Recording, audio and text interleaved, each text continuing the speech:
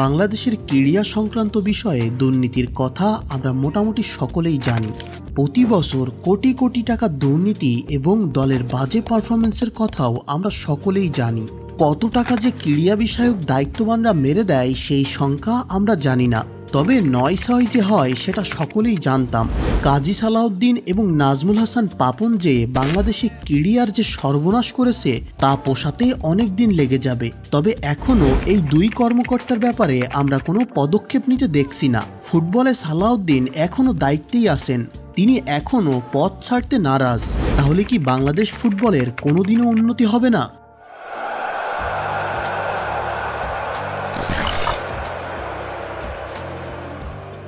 কাজী সালাউদ্দিনকে পদত্যাগের বিষয়ে প্রশ্ন করা হলে তিনি সরাসরি জানিয়ে দেন তিনি পদত্যাগ করবেন না, তিনি পরবর্তীতে আবারও ভোটে দাঁড়াবেন।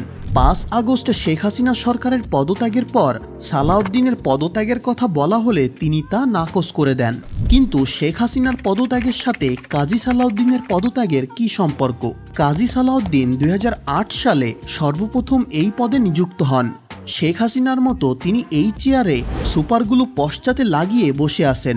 ১৬ বছরে অপবাদের তার কোনো শেষ নেই। এতই তার কৃতকর্মের কালো দাগ যে ফুটবলের জন্য কি করেছেন সেটাই আমরা খুঁজে পাই না। অন্তর্বর্তীকালীন সরকার গঠনের পর ক্রীড়া বিষয়ক উপদেষ্টা হন সমন্বয়ক আসিফ মাহমুদ, যে পদে আগে ছিলেন নাজমুল হাসান পাপন।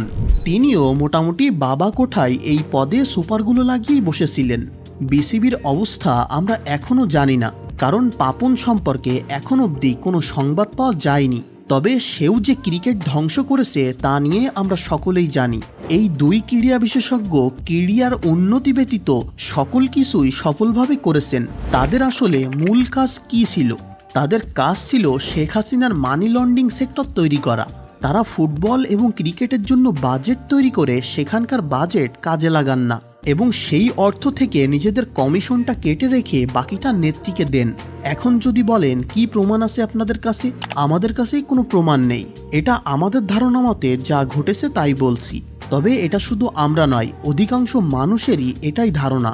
শেখ হাসিনার অনেক লোকই ধরা, কিন্তু এখনও কেন পাপন এবং সালাউদ্দিন বুক ফুলিয়ে ঘুরে বেড়াচ্ছে?